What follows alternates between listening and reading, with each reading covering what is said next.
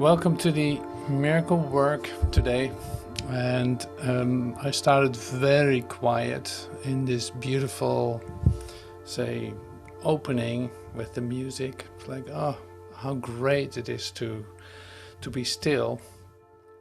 So, and then the question comes up: are you ready for the miracle? Are you ready for the miracle? And so the miracle is the means is the title of today's meeting, so to speak, and it is connected to chapter 2, which is a very interesting chapter. We saw this the other day too. Interesting in the sense of you have to read it really well. It is so fundamental what is being shared, and that's why it's so good to take time to go through it. And that's what I did with this part too. So I prepare myself in a certain way, but in the end it's not what that is about at all. So the actual occurrence is happening right now. That is that you are present here, and that we're actually looking at, okay, so what is this? What is this? Wait a minute, what is happening? What is occurring? So it's like the real occurrence is not to fit into your intellectual scheme of things. What the actual occurrence is not to fit into a frame of human reference at all. And that makes it so incredible to meet each other here. When I say here, it has nothing to do with a Zoom meeting and nothing to do with the location that you think you're in. So these are all the premises on which this is based, you could say, in all that it isn't. And when you really start to see that, it becomes more and more obvious and more your experience that that is the real occurrence. So this is what I'm referring to. And then that is like getting ready for the miracle, you could say. So the miracle is always representing the alternative, and I don't care how you call it, but getting ready for the alternative is also, say, letting go of the circles of mind that you're used to, and the frame of reference that you feel safe with, or anything like that. So the miracle is always then the letting go of that. The means, say the miracle is the means, it's the way to do that. It's like there's an alternative. So it's not the miracle in itself. No, we will see this too in a moment. It's like the miracle is the means. The result is actually the healing. So, and healing is an experience of happiness. And so, yeah, you cannot fool yourself with that. But you can recognize it when it happens, and that's so great. So you can look at your situation, you can share it with me. We do this sometimes, like you have a healing appointment or whatever, you sit still for a moment, you look at your situation and you cannot make sense of it. But then suddenly something happens which has nothing to do with your ideas. But there's definitely an expansion or an opening up taking place, which is the actual miracle, you could say, that is occurring. You're been taken out of this situation that you thought you were in, which is not at all what it appears to be. So it's like the holiness that is put in every moment, in every situation, in every, say, step that you take, there's holiness related to it. And it's up to you to discover that. And this is where you really need a miracle, you could say. Like you have to allow in your mind the alternative instead of your fixed position and your fixed ideas about how things are and how you want to keep it. Because it is not that way anyway. So you can see that is already quite, say, pointing us in a direction, you could say. It's like it points us in the direction of a deliverance, of a freedom, but it's also a bit like exciting or scary if you want. So like it's a bit It's unknown, like you've no idea what is going to happen or how that is going to look. But see, the admission of you, that you actually know that you don't want this, whatever this appears to be for you, is a great step forward.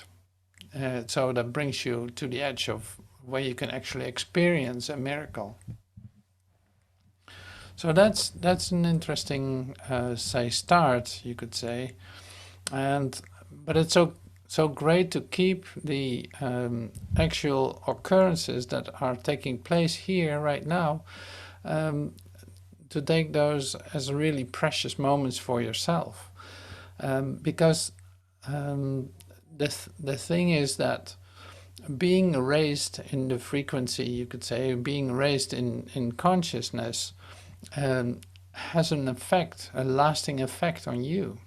So it's even on a cellular level. We don't talk about that much, but even on a cellular level. So if you look at your body, this body is like turning over. Like within 3 months, it's almost completely brand new. If you look at it in a time perspective.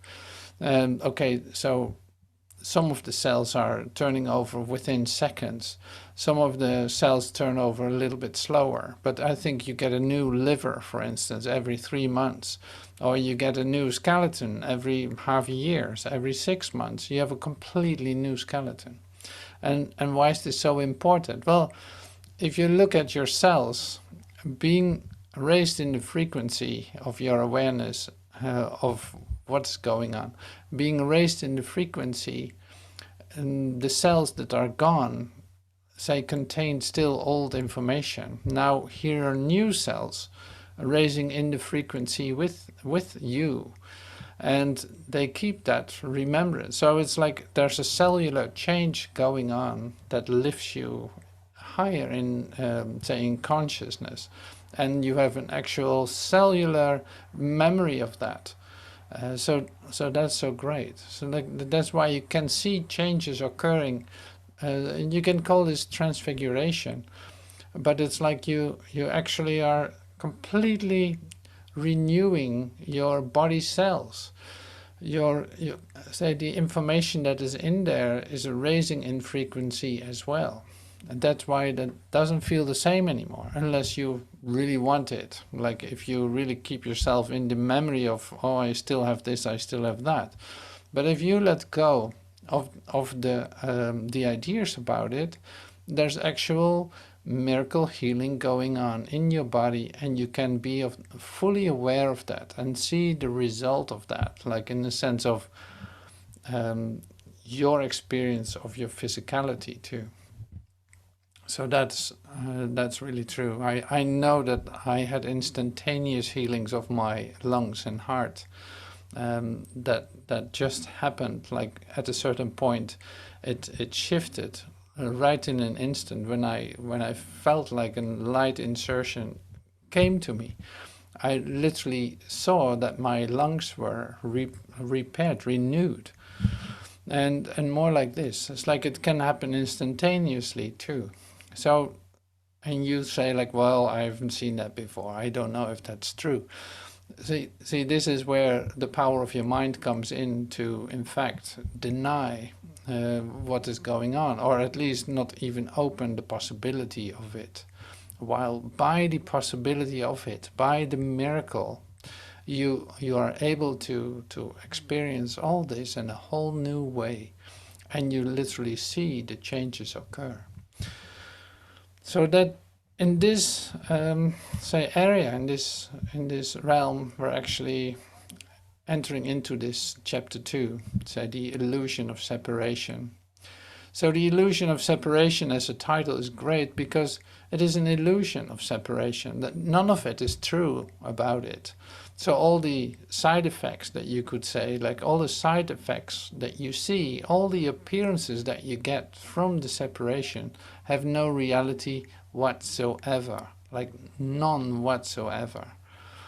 And yeah, see, to me, we enter into a sphere now where this is like you can taste this, you can feel this, you can actually experience it, what is being shared on a direct way, like in a direct way, because in fact it is not in the words that we are communicating.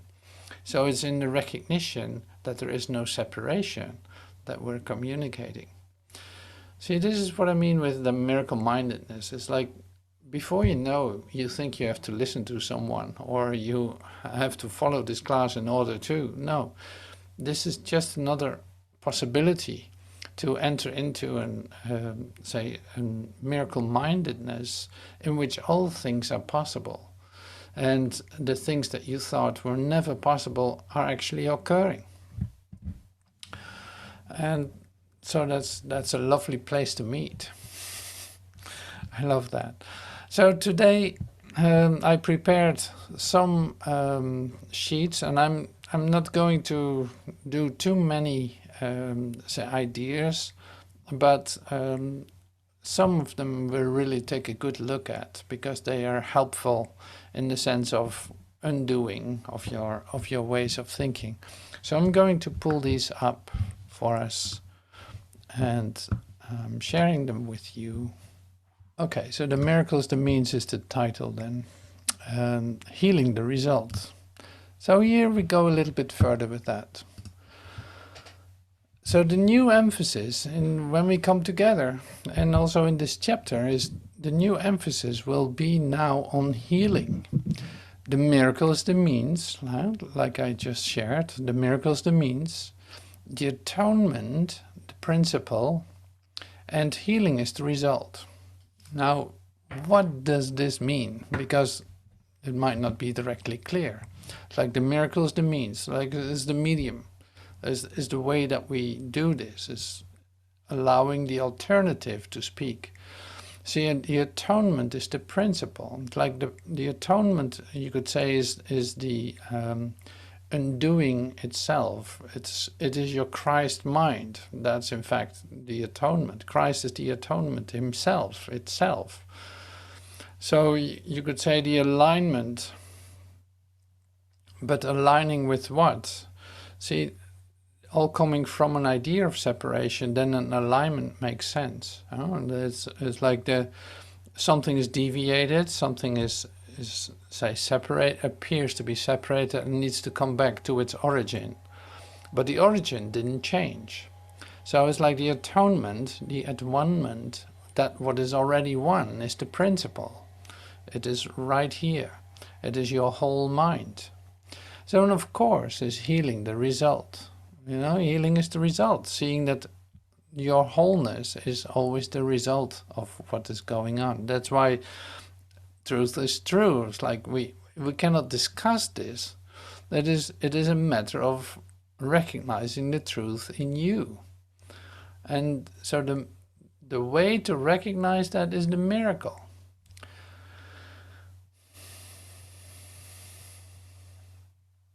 And of course you're going to have an experience of healing when you recognize your wholeness.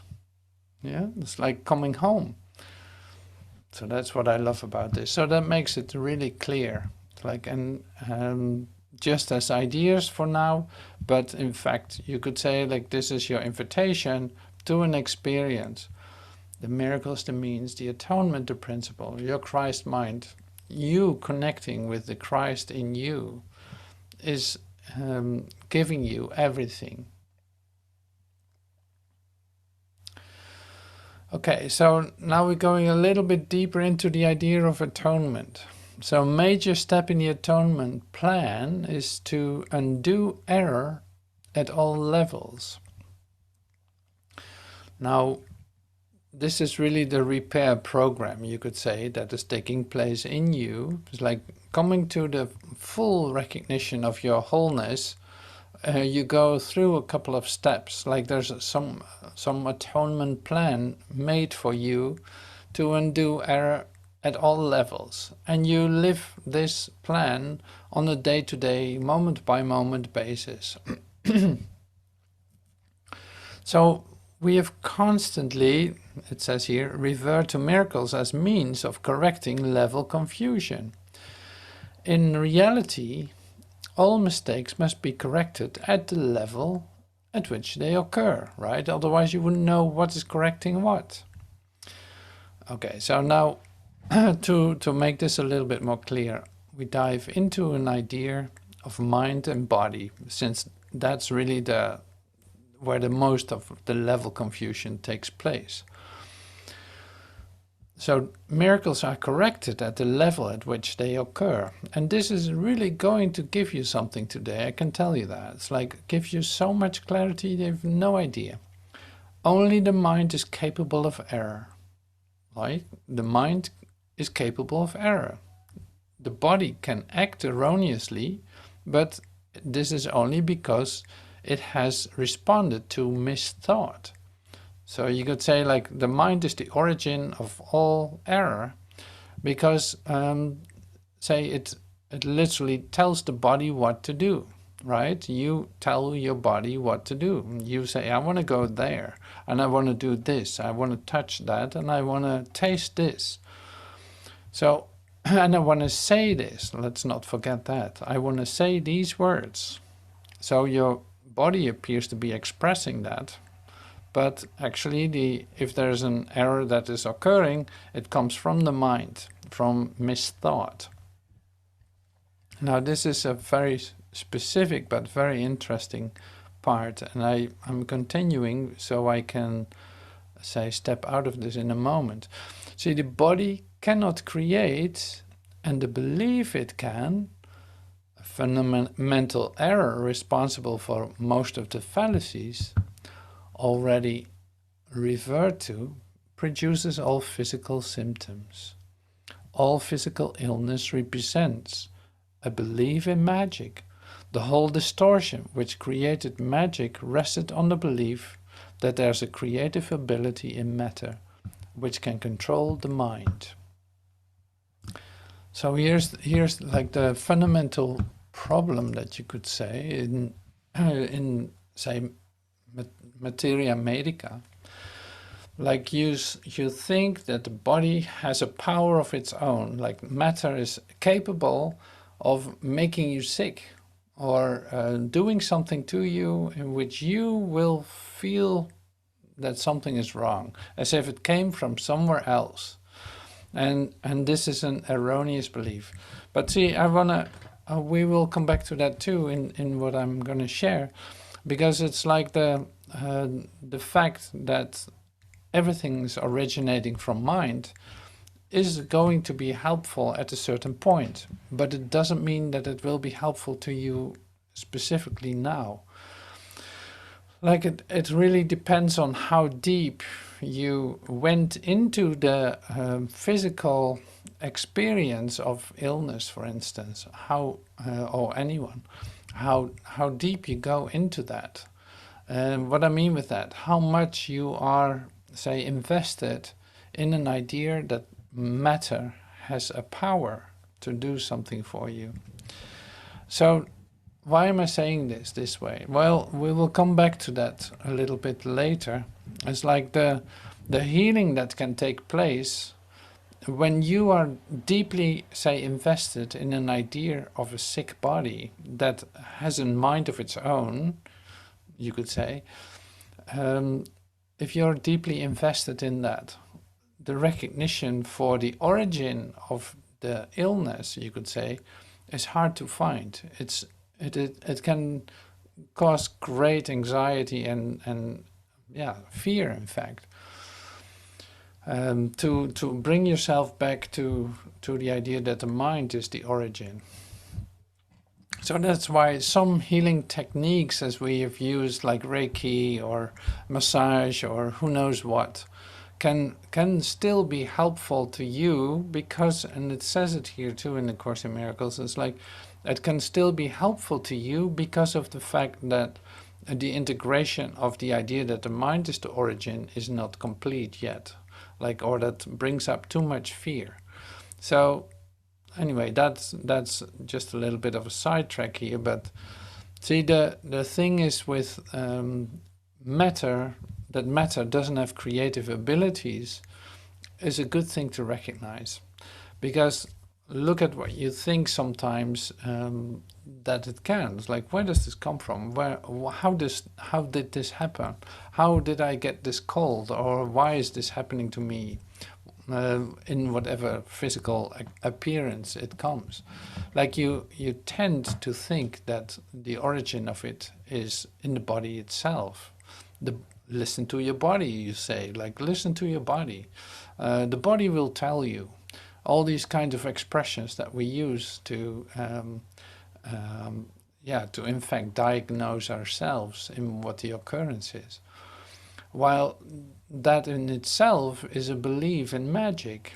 Like magic would be that you think that a physical object can start to move by itself or can cause something to you in that. So that's magic. It has nothing to do with miracles or anything. It's like, no, matter in itself cannot do anything. So, or praying to objects or thinking that objects can do something. Like there's many nature beliefs of peoples that are actually thinking that a physical thing, like a voodoo kind of idea, it's like the physical thing can do something to heal you or something. Or banging a drum could bring you to healing. Like, well, that is not in your magical beliefs. Sure, you make that real for yourself. You can believe whatever you like, but it has nothing to do with, say, the origin of where it actually comes from. So your mind is capable to even suggest that to you and make that real for yourself. So that's good, because in the teacher's manual too, it's like there's many magical beliefs. Like there's one of the chapters in there that is specifically about magical beliefs. We might read something of that later on. But so to bring it first back to physical illness, for instance, the recognition that the body cannot do anything by itself could immediately help you to heal yourself from the idea that the body has an origin in sickness. It has not. So it's all mind originating. It comes from your misthought, it says. So the misthought can be undone. You can change your mind about it. It's like, if the body cannot do that, by allowing my thoughts to change, the physical will change too. But see, then thinking that you can do that by just thinking differently is also like a belief in magic. So how does it work then? Well, we said the miracle is the means. So that means there's an alternative to everything that you're experiencing, but it has nothing to do with your ideas about it. So you allow the alternative to come into you, to come to you, and see in that, by, you could say, like allowing yourself to receive this for yourself, things can start to happen, and physical changes can occur. But that's then coming from a miracle mindedness, a miracle receptivity, from seeing that, oh yes, I have no confusion about what is doing what. Like my mind is the origination of every kind of misthought that I could possibly, that I appear to see. And that can be, say, redirected. I can come into a recognition of my true self by allowing that to come to me, not by thinking differently, no, by saying like, none of these thoughts will represent that. It will be given to me to receive that. So it's the alternative, not by my definition. And see, that's great to come into this practice of actually doing that. So that's why the Course in Miracles is really helpful, to come into the directness of the miraculous healing that is actually available, and seeing that you can apply it on every level of your existence. Not to make your existence better, no, to see what is true about it. So to see what is true about you. And so in your recognition, you could say, in your recognition of your Christ mind, you are actually experiencing your wholeness. Well, if you experience wholeness, what do you think your cells will start to see? You know, it's like you remind every cell of your body as well of your wholeness. Okay, so keep that in mind. I'll read it once more. Now it probably makes more sense. So the body cannot create, and the belief it can, a fundamental error responsible for most of the fallacies already referred to, produces all physical symptoms. Wow. All physical illness represents a belief in magic. The whole distortion which created magic rested on the belief that there's a creative ability in matter which can control the mind instead of the other way around. So that's the distortion. There's none of it is true. So that's good to know. So it's like then everything starts to become clear. Like all the level confusion is being undone. It can be misbelieved either that the mind can miscreate in the body or that the body can miscreate in the mind. If it can be made clear that the mind, which is the only level of creation, cannot create beyond itself, then neither confusion need occur. Okay, so that's quite a sentence too. It can be misbelieved either that the mind can miscreate in the body. So that's a wrong belief, you could say. Like the mind is not capable of miscreating in the body, or that the body can miscreate in the mind. So neither of those are actually true. So this is really essential to know on this level that we're talking. If it can be made clear that the mind, which is the only level of creation, cannot create beyond itself, then neither confusion need occur. So you could say, like, if my mind is coming from wholeness, it cannot miscreate because that does not exist.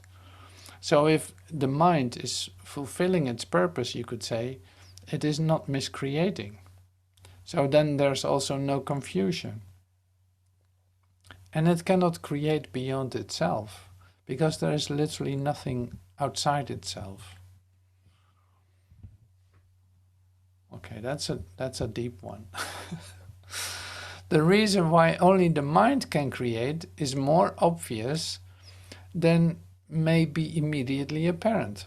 So the reason why only the mind can create is more obvious than you would think. The soul has been created, and the body is a learning device for the mind. Learning devices are not lessons in themselves. Their purpose is merely to facilitate the thinking of the learner. Wow. The reason why only the mind can create is more obvious than may be immediately apparent. The soul has been created. The body is a learning device for the mind. Well, did you ever see your body like this? It's a learning device for the mind. So learning devices like the body are not lessons in themselves. No, they are a learning device for the mind. Their purpose is merely to facilitate the thinking of the learner. It's like to come to the right thinking is where this learning device is made for. So the mind will discover how it can think aright. You know, so this is interesting that this is occurring. So we're actually really diving into the fundamentals of an idea that has nothing directly to do with truth, but for the returning to truth. The body, if properly understood, shares the invulnerability of the atonement to a two-edged application. This is not because the body is a miracle, but because it is not inherently open to misinterpretation. The body is merely a fact, right? The body is a fact. It is just there, a learning device. Its abilities can be, and frequently are, over-evaluated. However, it is almost impossible to deny its existence. Those who are denying its existence in a particularly unworthy form, are engaging in a particularly unworthy form of denial. So it says here then, in fact, it's like, well, let's just take this as a fact. Like, the body is a fact. Like, okay, I'm here, I'm in this thing, and I use this thing to learn things because I need to come to a different way of thinking in order to experience the wholeness that I am. Like, it is just a learning device. And the learning is not just like this, but also in interaction with my brother, to see that I don't that I cannot attack my brother without attacking myself, to see that I can forgive, in fact. So I learn to forgive, and I need my body for that. It's a communication device. Look, I can speak, I can express, I can be present, and I can present something in the sense of I can present the invitation to join, or I can present the invitation to attack. So, and I have to learn, in fact, like you can see me do it right now. Like, yeah, I have to learn to present the invitation to join and to see that we're one. I use my body to perceive that we're one and actually come to the experience of that. And that's one thing. It's like, but also that there's no lack anywhere. I use my body to discover that there's no lack. It is a communication device for me to find out all the things that are already given, that there's no exception to love, that there's like only love is real, the rest is not. Like, all of this I use this vehicle for, you could say, like this learning device to learn these lessons. And it's funny to look at it this way for now. It's like, yeah, you don't have to deny it, you're using it. And I can say with full force, like, no, I'm not this body. It's like, I'm not a body, no. But you have one, right? You have a body. And it's an essential thing in order to, in fact, to get out of this dream. You use it to remember home. It is a means to remember home. So that's why the miraculous part of it is also helping you with that, you could say. It's like it becomes more and more obvious that the body can disappear. Like, sure, absolutely. And that I can say, in my joining with you, I can come into an experience of oneness in which I see a whole world disappear. But first I had to come to you in my recognition of this physicality that I am. And I'm actually making contact with you. Maybe I held your hand for a moment, or maybe I laughed at you, or maybe I just looked you in the eyes and we disappeared. Who knows what was going to happen? Like, who knows what happened to get ourselves out of this idea of separation? It's like you have a special device for that. That's this body. It's say, an instrument in which you can use, in fact, to learn these lessons.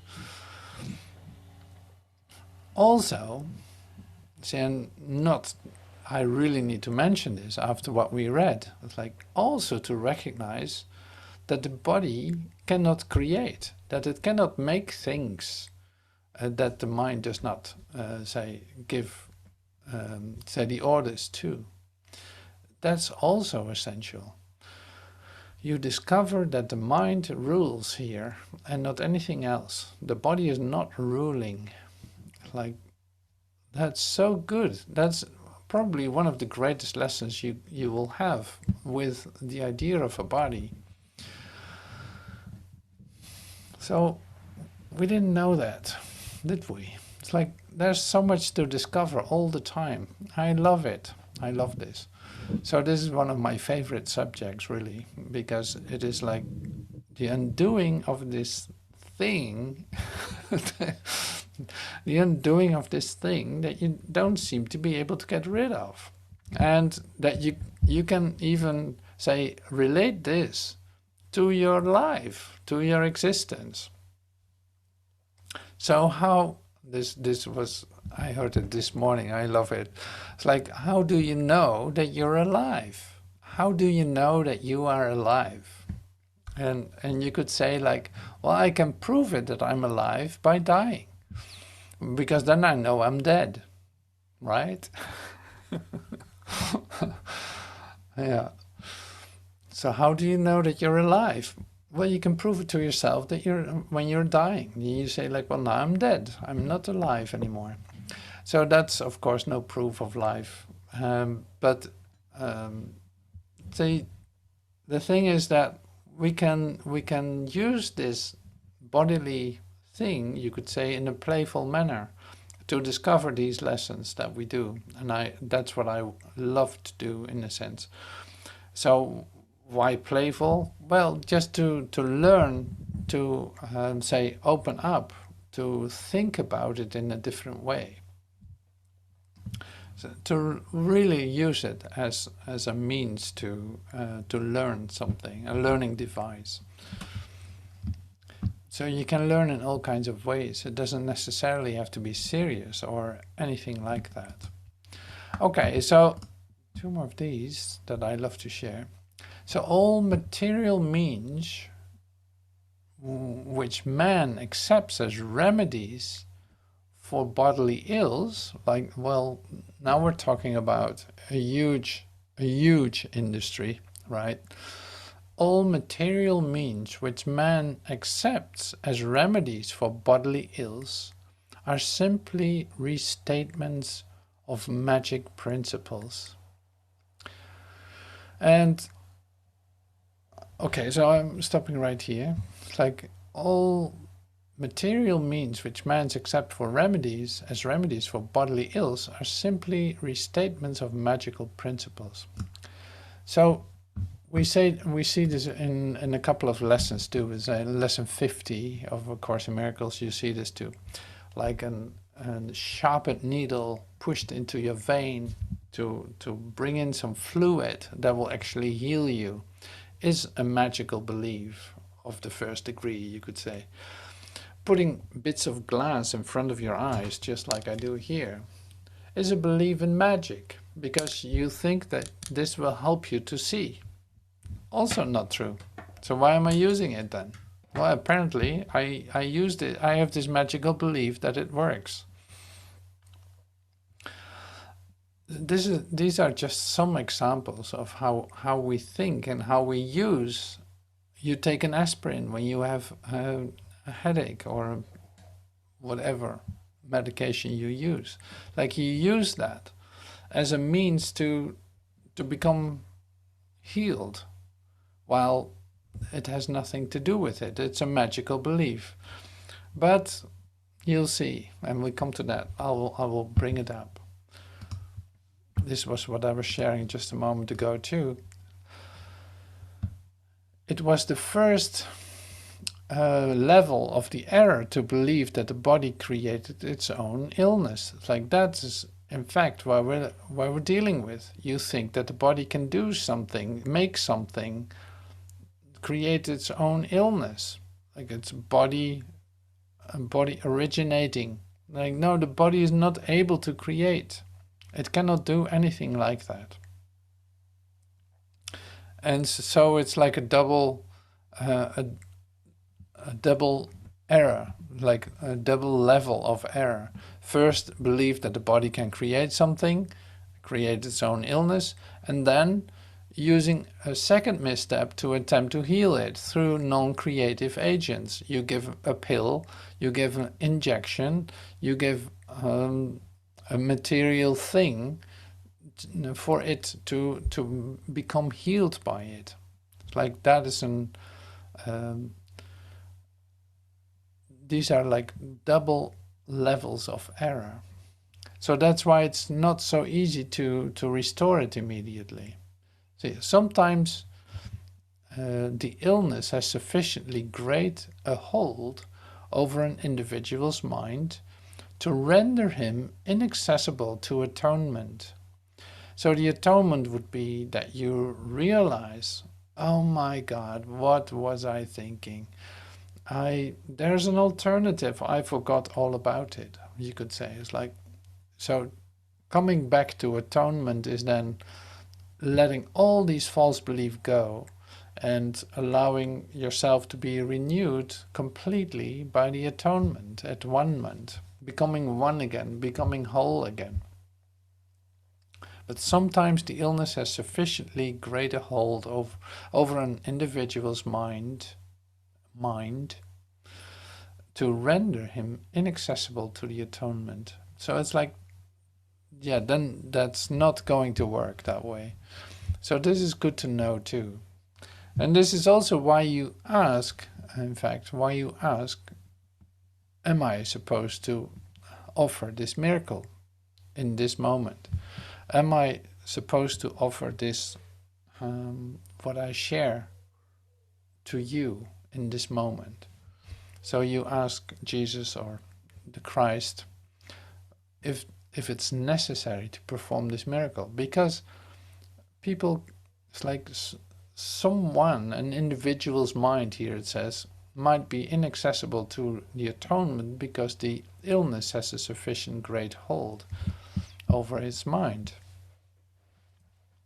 So in this case, one may be wise to utilize a compromise approach to mind and body, in which something from the outside is temporarily given healing relief. So like I said, like, okay, then you take your drops, or you take your pill, or you take your cream, or you take your glasses, or you take your whatever. Temporarily, that can help, you know, as a compromise, you could say. So to, yeah, give it time for the change to occur. And here's a very important statement too at the bottom. The value of the atonement does not lie in the manner in which it is expressed. Like, it really does not matter how we come to atonement, how it's actually going to work. Like, it doesn't matter how you come to the atonement. The most essential thing is that you do come to the atonement in whatever way, whatever works. So that's to me, like in my practice, like an essential part, because, you know, it's like if we just keep thinking, this is being expressed, for instance, by say Joel Goldsmith. It's like if we keep expressing that one needs to be silenced to receive healing, or it's not like a silent healing is like more appropriate than actually exchanging words, then you miss this point. And what I'm saying is this, is like sometimes in the undoing of fear, say small corrections need to be made first for someone to open up to truth. And this expressing of one's fear, these sharing of these experiences of trauma, These, whatever that is essential, in fact, to come to the atonement. So that's why I'm very careful with that, and also very open in, say, the way that one comes to healing. Like you cannot determine how that works, and it does also not matter how you come to the atonement. That's why I say, like, playfulness can be really helpful. So go and do some self-expression in order to discover something about yourself in which you change your idea about yourself completely. Why not do it that way too? It's like, that's a beautiful way to heal. And that's why we're offering these classes too. It's like, yeah, sometimes in playfulness you recognize something in which it is easy to let go of certain ideas and let the rest, say, drift off or be healed, you could say. So that's what I love about it. And then, like I said, in the healing communication, in the moments that we come together in an intensity in which we need help and support, like, I'm not the one determining how that comes about. So that is a completely open, say, area where we're going to discover how this works, and trusting all that the voice is telling you, all the receptivity that you can come up with in order to facilitate, you could say, the restoration of the atonement. And since I don't know how to do that, I will need to ask for help in that. And I'm, say, willing to listen to you, or to let you express yourself, or who knows what is necessary to, say, facilitate this undoing, to facilitate the return to the atonement. You don't know. And that becomes then a very free way of, say, offering this miraculous healing that is actually available. I know, for instance, like, it is a beautiful example. I know, so one day people were knocking on the door and saying, like, well, we really don't know what to do next. We went to all kinds of hospitals. We went all kinds of ways to get to healing of this physical, whatever is going on. And we're at the end of our ideas. So I remember, like, just inviting these ones in, setting them on a couch. I was, go sit down, relax, just and there was some music in the background, but it's like, just sit there. Do you want a cup of tea? Do you want, it's like this. It's like just a regular thing. Go sit down and be here. You're welcome to stay, or you're welcome to do whatever you want. Here it is. So I offered them tea. I sat with them for a moment. And then, say, 10, 15 minutes later, when they calmed down, they had, like, can we stay here? We would love to stay here. This feels so good. We haven't felt this for a long time. So this is what I mean. It's like suddenly there was happiness again. The reason why they entered in was gone from their minds. They could not remember why they were so upset. They literally could not remember that.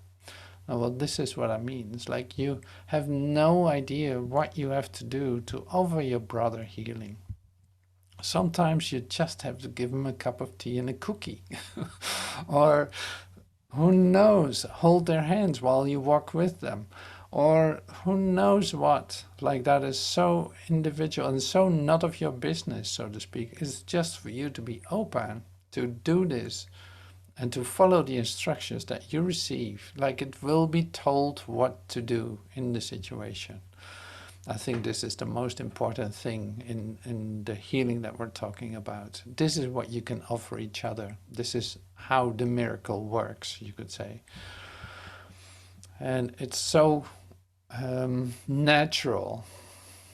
It is just an expression of love. It's like, this is one of the miracle principles. It is an expression of love. Come, sit down, sit for a moment with me. Yeah, just breathe, just relax for a moment. You know, it's just like this. So I love that. That's why this is such a great chapter. And also, I'm so happy to share this with you, to see how natural this is. And that you're not the one determining the means in which this will happen. Like, all of this is going to be given, no matter how impossible the situation appears to be. All right. Thank you, guys. Thank you. Thank you so much for this today. And incredible to meet you like this. So thank you for your presence. Have a wonderful night or day, and I hope to see you soon. Thank you so much.